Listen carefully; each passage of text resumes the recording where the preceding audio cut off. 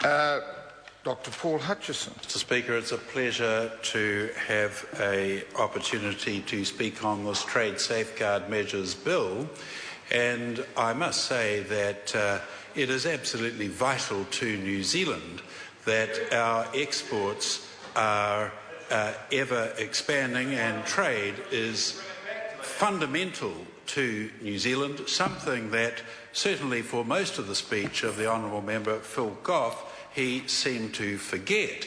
He does wonder why it has taken a year or two for this bill to come through. But the previous Labour government had adequate time. In fact, they had 9 years in order to put this bill through if they really wanted to, if they were really serious about trade, if they were really serious about ensuring we were protected at the borders, but they didn't. At the last moment of that dying, inept government, they actually flicked it in by a minister who is not absolutely lily white, as was suggested by the Honourable Phil Goff.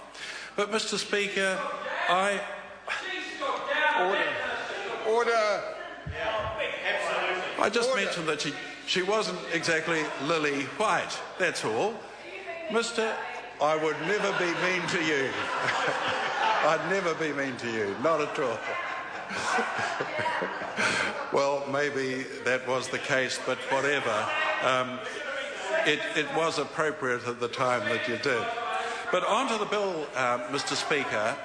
There's no question that it is vital, and speaking to part one of the bill, which the purpose of is to enable New Zealand to apply safeguard measures and provisional safeguard duties, and the idea is that these be in accordance with the WTO regulations, which of course we need to ensure. We have an ever-changing pattern of more dependence on a wider spectrum of countries that we have got free trade agreements for, and dumping is a very real possibility.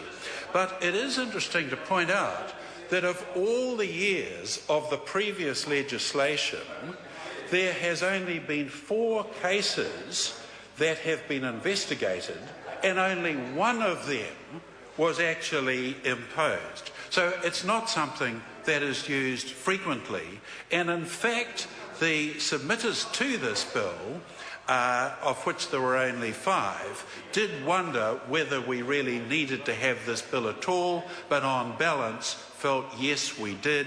Dumping could occur, and it was vital and relevant that this did happen.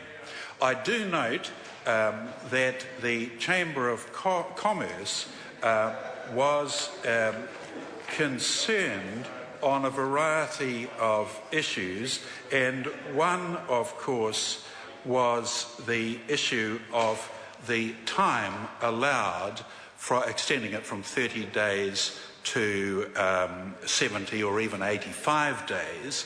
They supported that, whereas in contrast, the now who was it? One of the other submitters. They felt that it should only be up to 60 days, because otherwise a long investigation might upset their business operations. The fact is that extending it to 60 or even 85 days allows the opportunity for a very thorough investigation, but it needn't take that long, and I'm sure that the Minister, the very competent Minister, Mr. Banks, would ensure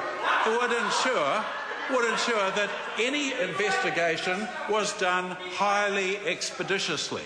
And he may wish to talk on that particular matter because it's vital. And I'd be very interested to hear from the Minister as well his views on the fact that... Order. I'm sorry to interrupt the member, but I can't hear the member. No. And there's just too much... Order. I'm on my feet. There is just too much discussion going on. Thanks, Mr. Speaker.